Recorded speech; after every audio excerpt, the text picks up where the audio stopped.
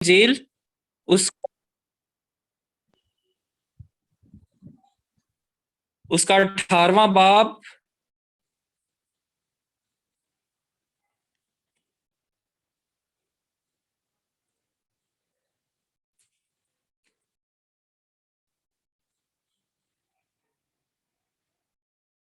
اس کی 9ویں آیت سے۔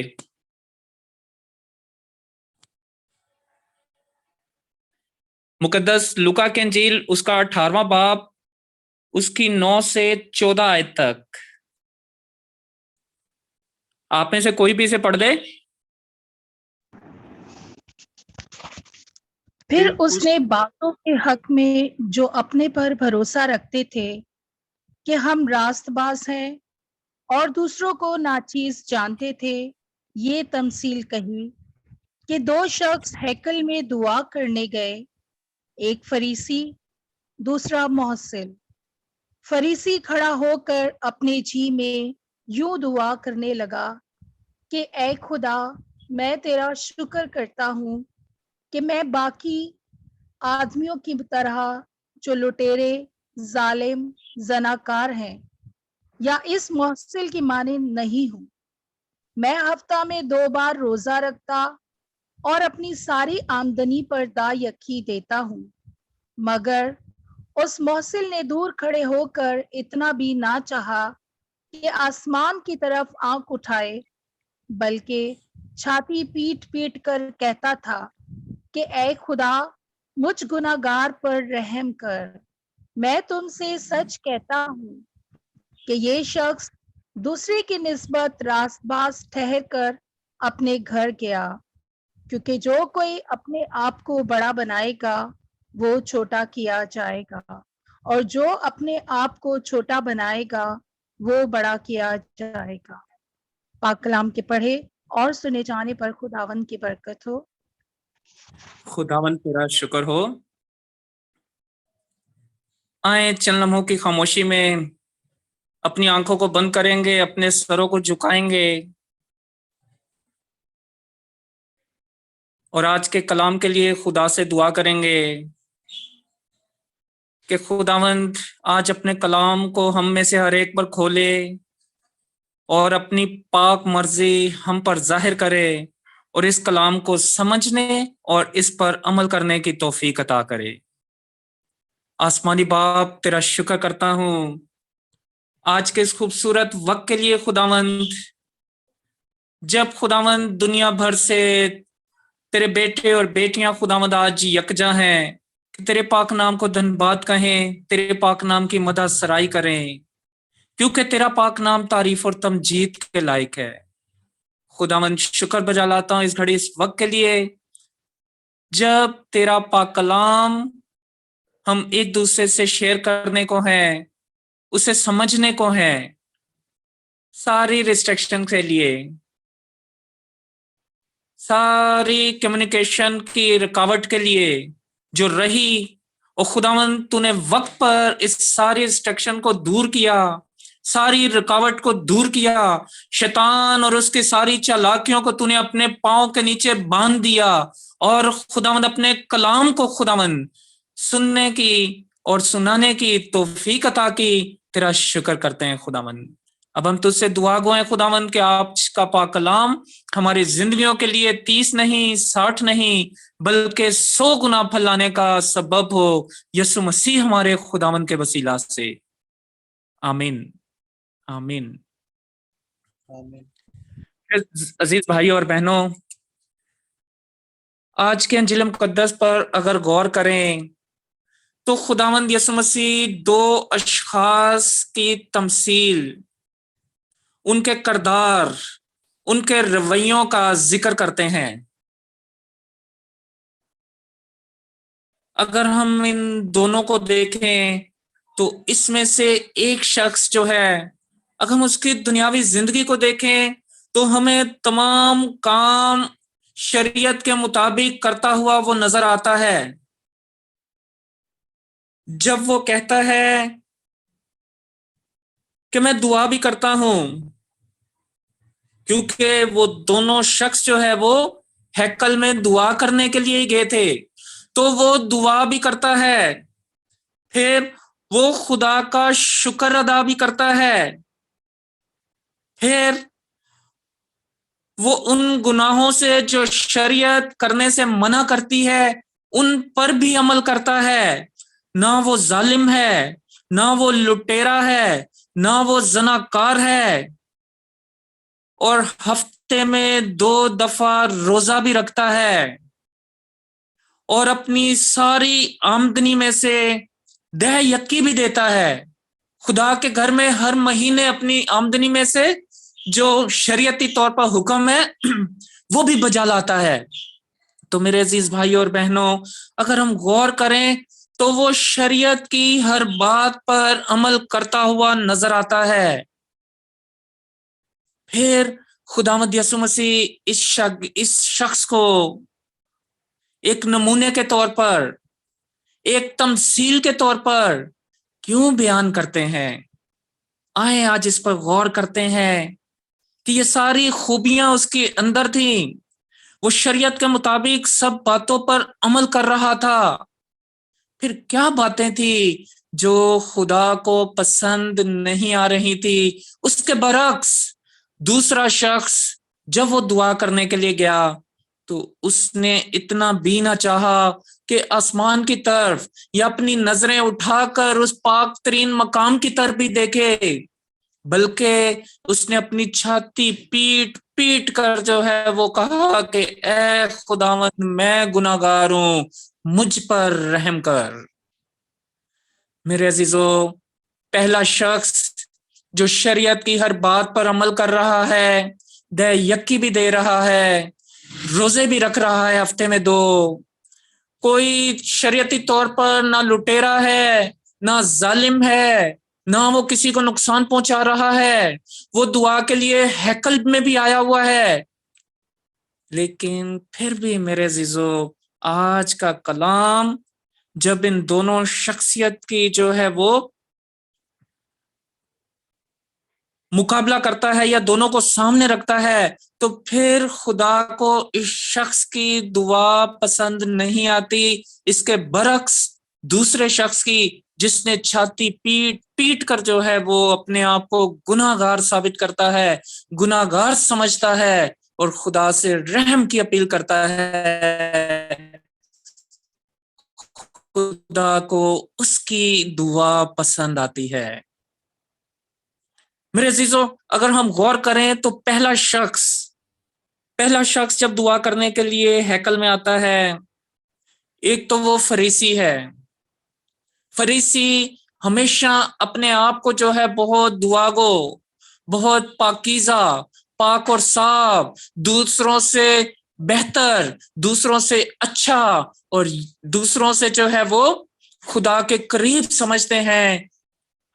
یہی وجہ خداوند کو پہلی بات جو پسند نہیں کہ اپنے آپ کو دوسروں سے بہتر سمجھنا۔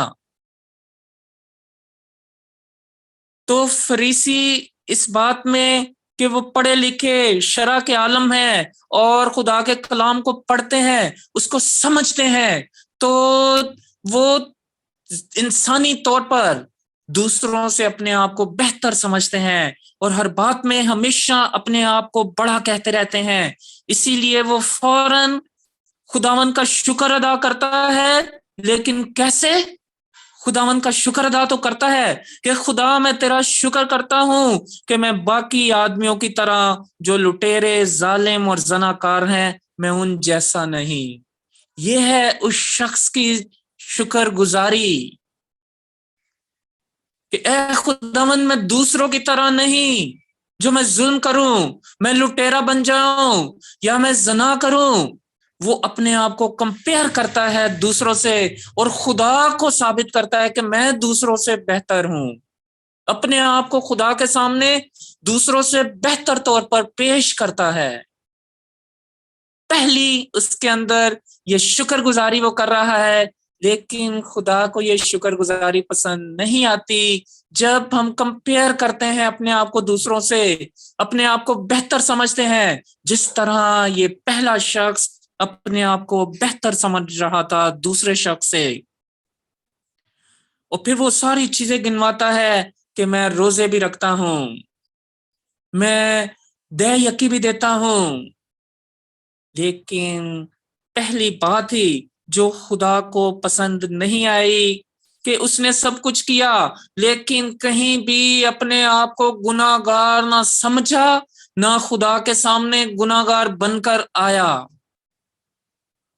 وہ خدا کے سامنے آیا ایک راست باز شخص بن کر, جس کے اندر کوئی گناہ نہیں, جو گناہ سے مبرہ ہے, جو گناہوں سے دور رہتا ہے اور خدا کی شریعت پر مکمل طور پر عمل کرتا ہے اور مکمل طور پر خدا کی شریعت کے مطابق اپنی زندگی گزارتا ہے. تو خدا کو اس کی دعا پسند نہیں آتی. اس کے برعکس وہ شخص جو آ کر اپنے آپ کو کمتر جانتے ہوئے, اپنے آپ کو ناچیز جانتے ہوئے, اپنے آپ کو اس قابل نہیں سمجھتا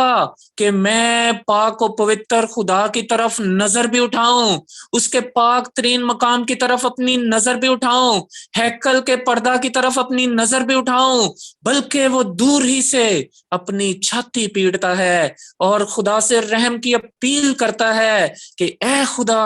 میں گناہ گار ہوں, مجھ پر رحم کر. اور خدا کو اس کی عبادت پسند آتی ہے, اس کی دعا پسند آتی ہے, اور خدا اس کے بارے میں فرماتا ہے کہ یہ شخص دوسرے کی نسبت راست باز ٹھہر کر اپنے گھر گیا, کیونکہ جو کوئی اپنے آپ کو بڑا بنائے گا وہ چھوٹا کیا جائے گا, اور جو کوئی اپنے آپ کو چھوٹا بنائے گا وہ بڑا کیا جائے گا. میرے عزیز بھائیوں اور بہنوں, یہ روزوں کے ایام جو ہمارے لیے ایک زیارت کا موقع رکھتے ہیں, ایک زیارت رکھتے ہیں, لینٹ سیزن یا روزوں کے ایام میرے عزیزو ایک زیارت ہیں, ایک پلگریمیج ہیں. جب بھی ہم زیارت کے لیے جاتے ہیں, جب بھی ہم زیارت پر جاتے ہیں تو ہم اپنے ساتھ ایک مقصد لے کر جاتے ہیں. جب بھی ہم میرے عزیزو کہیں بھی زیارت کے لیے جائیں, چاہے چرچ میں کوئی پروگرام ہو, مقدسہ مریم کا کوئی میلہ ہو, مریم آباد جانا ہو, لردس کے مقام پر جانا ہو, یروشلم جانا ہو, یا کوئی اور روم میں مقدس مقامات پر جانا ہو, ان کی زیارت کے لیے جب بھی ہم جائیں گے نہ صرف ان مقامات کو دیکھنے کی غرض سے جائیں گے, بلکہ یقینی طور پر ہم کوئی, تو یہ روزوں کے ایام بھی ہمارے لیے زیارت کا درجہ رکھتے ہیں. جب ہم ان روزوں میں داخل ہوتے ہیں تو پھر یقینی طور پر ہماری زندگیوں میں کوئی مقصد ہونا چاہیے کہ ہم ان روزوں کے ایام میں, اس لینٹ سیزن میں اپنے اس مقصد کو خدا کے سامنے رکھیں گے, خدا کے پاس لے کر جائیں گے. اور یقینی طور پر جب ہم کسی مقصد سے کہیں جاتے ہیں تو پھر اس مقصد کو حاصل کرنے کے لیے تگ و دو بھی کرتے ہیں, محنت بھی کرتے ہیں, جاں فشانی بھی کرتے ہیں, کوششیں بھی کرتے ہیں. تو میرے عزیزو, یہ روزوں کے ایام ہمارے لیے زیارت کا درجہ رکھتے ہیں. جب ہم راہ کے بدھ سے, ایش وینسڈے سے اپنے ان زیارتوں کو اسٹارٹ کرتے ہیں, شروع کرتے ہیں, تو پھر میرے عزیزو وہ راگ جو ہم اپنی پیشانیوں پر لگاتے ہیں وہ عاجزی اور انکساری کا نشان ہے, وہ گناہگار ہونے کا نشان ہے, وہ انسان خاک ہے اور خاک میں واپس لوٹ جائے گا کا نشان ہے کہ انسان بہت کمتر ہے, ایک خاک کی صورت کہ وہ محض ایک خاک ہے, مٹی ہے. اور خاک جب پیشانی پر لگائی جاتی ہے تو اس بات کو قبول کیا جاتا ہے کہ میں گناہگار ہوں. جب بھی ہم کلام مقدس میں میرے عزیزو خاک لگانے کا واقعہ دیکھتے ہیں، پڑھتے ہیں، تو ہم دیکھتے ہیں کہ جب بھی کوئی غلطی سرزد ہوتی ہے، جب بھی خدا سے توبہ کرنی ہوتی ہے، جب بھی خدا سے رحم مانگنا ہوتا ہے، انبیاء کرام سروں پر خاک ڈالتے تھے، اپنی پیشانیوں پر ٹاٹ پر بیٹھ جاتے تھے، مٹی پر بیٹھ جاتے تھے، زمین پر بیٹھ جاتے تھے، اپنے سروں میں مٹی اور خاک ڈالتے تھے۔ داؤد نبی جب اس سے غلطی سرزد ہو گئی، ہتی اوریا کی بیوی بتسبا کو اپنی بیوی بنا لیا، ناجائز بیوی بنا لیا، اور جب اس سے اولاد پیدا ہوئی تو خدا اس اولاد سے خوش نہ تھا، لہذا اس کو خدا نے مارنے کا ارادہ کیا، اور وہ اس کا بیٹا بیمار ہوا اور داؤد نے اپنے سر پر خاک ڈالی، زمین پر بیٹھا، خدا سے توبہ اور پشیمانی ظاہر کی، اور 7 دن کا روزہ رکھا۔ تو اس نے خاک اپنے سر میں ڈالی تاکہ اپنے گناہ کو قبول کرے کہ خدا مجھ سے غلطی ہو گئی، خدا مجھے معاف کر دے، میں آئندہ ایسی غلطی نہیں کروں گا۔ تو وہ اپنے سر میں خاک ڈالتا ہے اور توبہ کرتا ہے، روزے رکھتا ہے، لیکن خدا فیصلہ کر چکا تھا اور وہ بچہ نہ بچا اور وہ مر گیا۔ پھر میرے عزیزو، آستر کی کتاب میں ہم دیکھتے ہیں کہ جب یہودیوں پر مشکل آتی ہے اور بادشاہ کی طرف سے حکم صادر ہوتا ہے کہ تمام یہودیوں کو ایک ہی دن میں قتل کر دیا جائے، تو پھر ملکہ آستر اپنی پوری قوم کو حکم دیتی ہے کہ 3 دن کا روزہ رکھو، اپنے سروں میں خاک ڈالو اور زمین پر بیٹھ جاؤ اور عاجزی اور انکساری سے خدا کے سامنے سرنگو ہو جاؤ، توبہ کرو، اپنی غلطی کوتاہیوں کی معافی مانگو۔ تو پھر وہ اپنے سروں میں خاک ڈالتے ہیں اور خدا سے توبہ کرتے ہیں، تو یہودیوں کی جان بخشی ہوتی ہے اور بادشاہ انہیں معاف کر دیتا ہے۔ اسی طرح میرے عزیزو، کلام مقدس میں ہمیں اور مقامات پر بھی ملتا ہے، جب بھی کسی سے گناہ سرزد ہو جاتا تھا تو وہ خاک اپنے سروں میں ڈالتے تھے۔ تو راہ کے بدھ ہم بھی پیشانیوں پر خاک لگا کر، صلیب کا نشان بنا کر اس بات کا اقرار کرتے ہیں کہ ہم گناہ گار ہیں۔ اور میرے عزیز بھائیو اور بہنوں، یہ یاد رکھیں، جب تک ہم اپنے گناہ کا اقرار نہیں کرتے ہمیں معافی نہیں ملتی۔ جب تک کوئی بھی اپنے گناہ کا اقرار نہیں کرے گا اسے معافی نہیں ملے گی۔ تو یہ نشان خاک کا اس بات کی علامت ہے کہ ہم گناہ گار ہیں، ہمیں خدا سے معافی پانے کی ضرورت ہے۔ تو یہ زیارت روزوں کا شروع، روزوں کا آغاز راہ کے بدھ سے ہم اس زیارت کو کرتے ہیں، اور پھر اس زیارت میں ہم آگے بڑھتے رہتے ہیں۔ ہر جمعے کو 14 مقام کی عبادت، 14 اسٹیشن کی عبادت، اس میں ہم خداوند یسوع مسیح کے دکھوں کو یاد کرتے ہیں، ان پر غور کرتے ہیں، اور یہ جانتے ہیں کہ کس طرح اس نے اذیت ناک موت کو قبول کیا صرف ہمارے گناہوں کی خاطر، کس طرح اس نے اذیت ناک موت کو صرف ہمارے گناہوں کی خاطر۔ اور یہ ہر جمعے ہم 14 مقام کی عبادت اس زیارت سے گزرتے ہیں، اور یقینی طور پر اس زیارت سے گزرتے ہوئے راہ کے بعد جب ہم اپنے آپ کو پشیمان کرتے ہیں، اپنے آپ کو گناہ گار جو ہے ظاہر کرتے ہیں، پھر 14 مقام میں ہم خداوند یسوع مسیح کے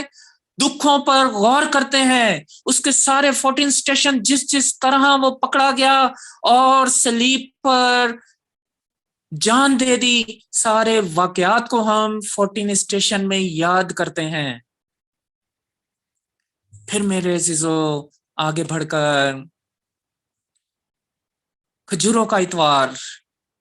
جس میں ہم اسے اپنی زندگی کا بادشاہ بناتے ہیں، اپنے کپڑے اس کی راہوں میں بچھاتے ہیں، کھجور کی ڈالیاں لے کر ہوشانہ ہوشانہ کے نعرے لگاتے ہیں۔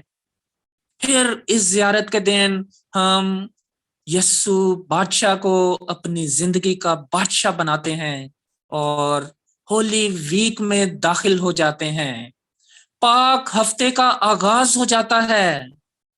تو پھر اس پاک ہفتے میں پاک جمعرات والے دن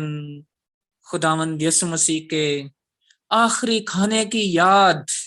جب وہ اپنے بدن کو توڑتا ہے، جب وہ اپنا بدن ہمیں کھانے اور پینے کے لیے دیتا ہے، ہم زیارت میں اس دن کو یاد کرتے ہیں، اس کی فضیلت،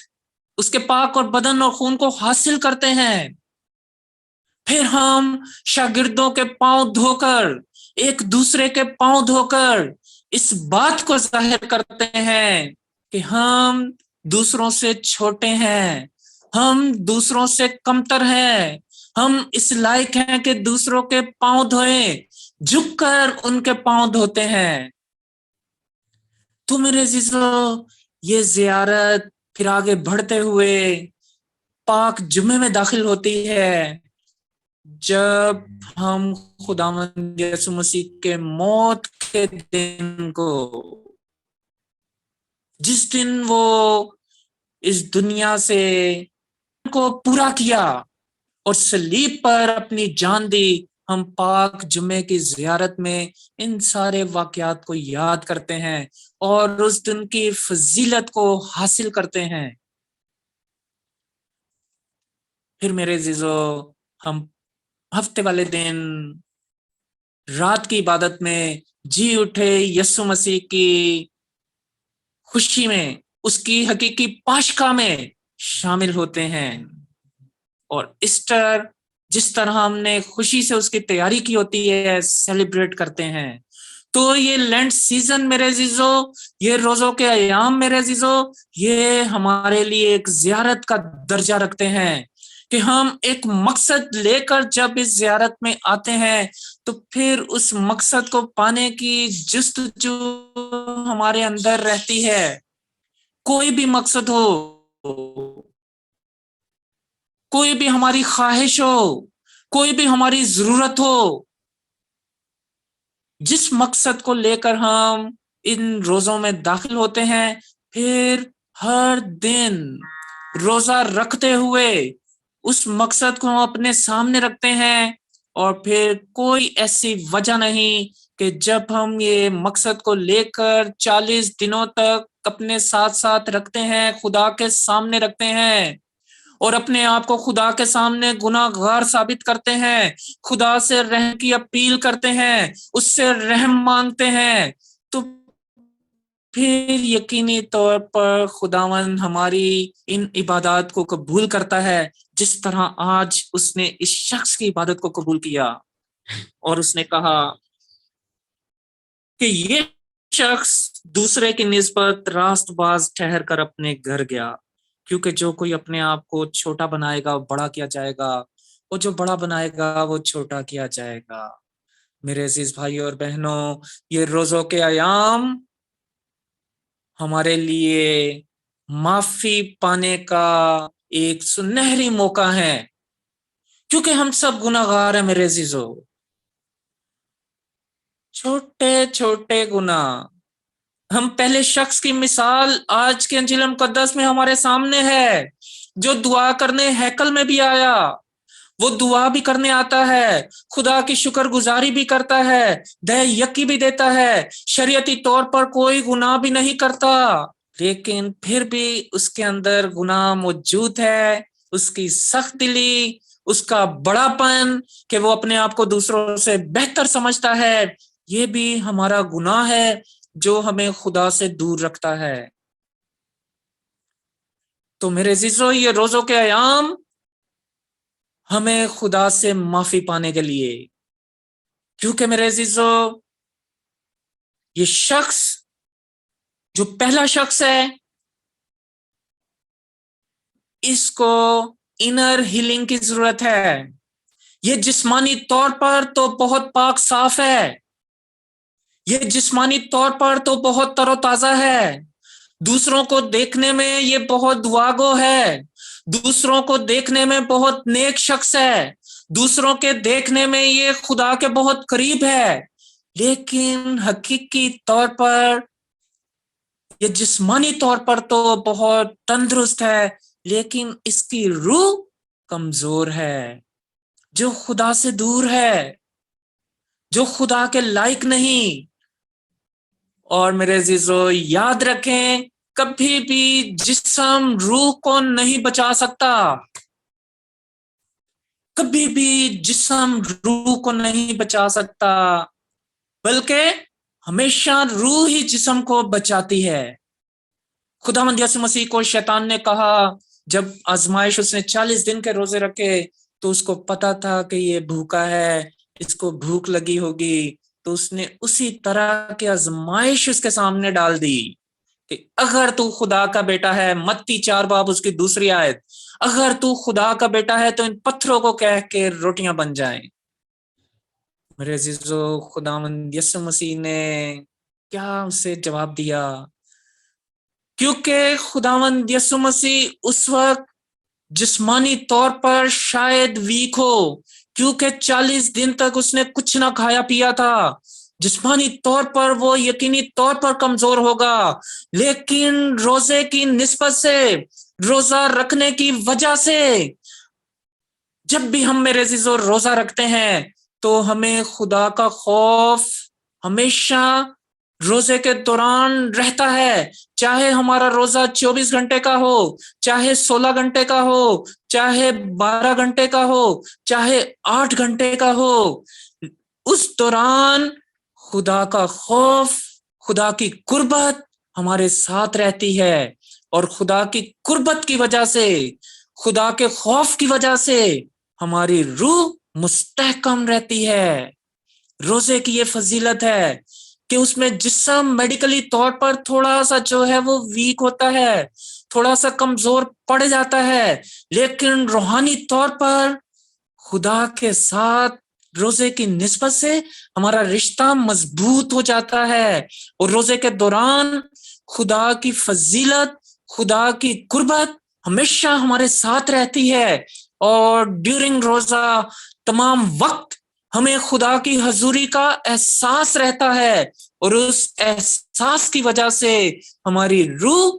خدا کے قریب رہنے کی وجہ سے، اس سے جڑے رہنے کی وجہ سے، اس کا خوف رہنے کی وجہ سے میرے عزیزوں مستحکم ہوتی ہے، مضبوط ہوتی ہے۔ تو خداوند یسوع مسیح نے اس شیطان کو کیا کہا؟ لکھا ہے کہ انسان صرف روٹی سے نہیں جیتا، بلکہ ہر اس بات سے جو خدا کے منہ سے نکلتی ہے۔ میرے عزیزو، جسم کو روٹی کی ضرورت ہے، جسم کو تو روٹی سے شاید کوئی تقویت مل جائے، لیکن خدا یسوع مسیح فرماتا ہے کہ انسان روٹی سے نہیں بلکہ خدا کے کلمے سے جیتا ہے۔ اس کو مستحکم کرنے کے لیے خدا کا کلمہ کافی ہے کہ وہ اس نے 40 دن تک روزہ رکھا، اس کا جسم تو شاید ویک تھا، لیکن اس کی روح مستحکم تھی۔ روح ہماری مستحکم ہوگی تو وہ جسم کو بچا لے گی، جسم اگر مستحکم ہوگا تو وہ روح کو نہیں بچا سکا۔ میرے عزیزو، جس طرح آج پہلا شخص انر ہیلنگ کی ضرورت تھی، اسے وہ انر ہیلڈ ہونا چاہتا تھا، اس سے ضرورت تھی۔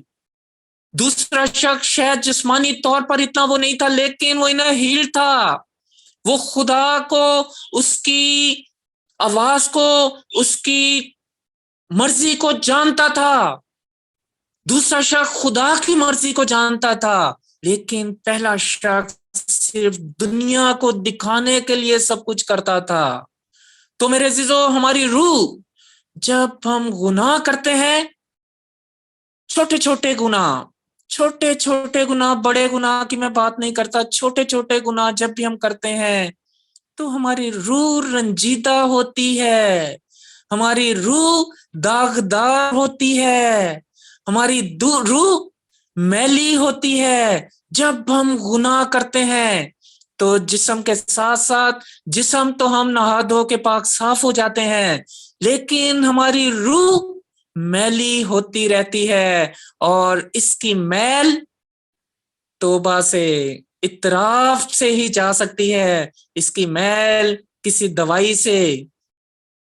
کسی ٹونک سے نہیں جاتی، بلکہ جب ہماری روح بیمار ہو جاتی ہے، میلی ہو جاتی ہے، داغدار ہو جاتی ہے، تو پھر اس کو کلین کرنے کے لیے، روح کو کلین کرنے کے لیے میرے عزیزو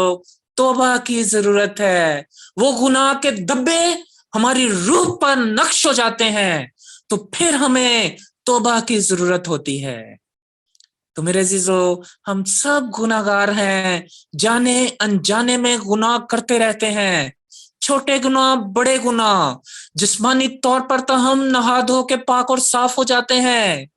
لیکن روحانی طور پر ہمیں توبہ کی ضرورت ہے، جو ہماری میلی روح کو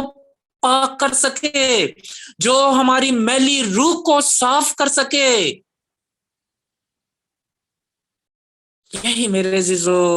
ان روزوں کے ایام میں ضرورت ہے کہ ہم اپنے گناہوں کا اقرار کریں۔ جب ہم نے اپنی آگ لگائی، اس بات کا اقرار کیا کہ ہم گناہگار ہیں، ہم سب گناہگار ہیں، تو پھر میرے عزیزو ہمیں توبہ کی ضرورت ہے، ہمیں توبہ کی ضرورت ہے، تاکہ ہم خداوند کے رحم کو مانگنے والے ہوں۔ خداوند کے رحم کی ضرورت ہے ہمیں، وہی ہماری میلی روحوں کو صاف کر سکتا ہے، وہی ہماری دبے دار روحوں کو صاف کر سکتا ہے، وہی ہماری آلودہ روح کو صاف کر سکتا ہے۔ آئے میرے عزیزو، آج کے انجیل مقدس کو ان روزوں کے ایام میں جو باقی ماندہ روزے رہ گئے، ایک زیارت سمجھتے ہوئے، اس لینٹ سیزن کو ایک زیارت سمجھتے ہوئے، اور آنے والے ہولی ویک کو اپنے لیے ایک سنہری موقع سمجھتے ہوئے ہم خدا کے قریب آنے والے ہوں، اپنے گناہوں سے خلاصی پانے والے ہوں، اپنے گناہوں سے معافی پانے والے ہوں، تاکہ ہماری آلودہ روح صاف ہو۔ میرے عزیزو، موت کا وقت کسی کو پتہ نہیں کب موت آ جائے، تو ہم اپنی آلودہ روح لے کر اوپر نہ جائیں، پھر مرنے والے کا چیپٹر کلوز ہو جاتا ہے، پھر اس کے لیے دوسرے ہیں جو دعا کریں، تو اس کی آلودہ روح کلین ہوتی ہے، صاف ہوتی ہے، اور وہ برزخ کے مقام سے پاک مقام تک جاتی ہے، خدا کے قریب جاتی ہے۔ تو آئیں ان روزوں کے ایام میں اپنے آپ کو پاک کرنے والے ہوں، اپنے گناہوں سے معافی پانے والے ہوں، تاکہ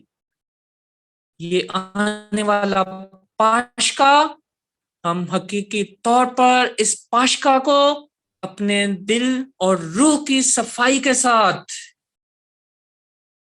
پاکیزگی کے ساتھ اس پاشکا کو منانے والے ہوں، تاکہ خداوند آج ہمارے لیے بھی یہ کہے کہ اس شخص کی عبادت مجھے پسند آئی ہے، اور یہ بہت سی برکات لے کر اپنے گھر، اپنے گھرانے میں گیا ہے، اور وہ برکات ہمارے پورے گھرانوں پر انڈیلے، اور ہمارے گھرانے ہمیشہ اس کے جلال کے لیے استعمال ہوتے رہیں، مسیح ہمارے خداوند کے وسیلہ سے۔ آمین۔ آمین، آمین۔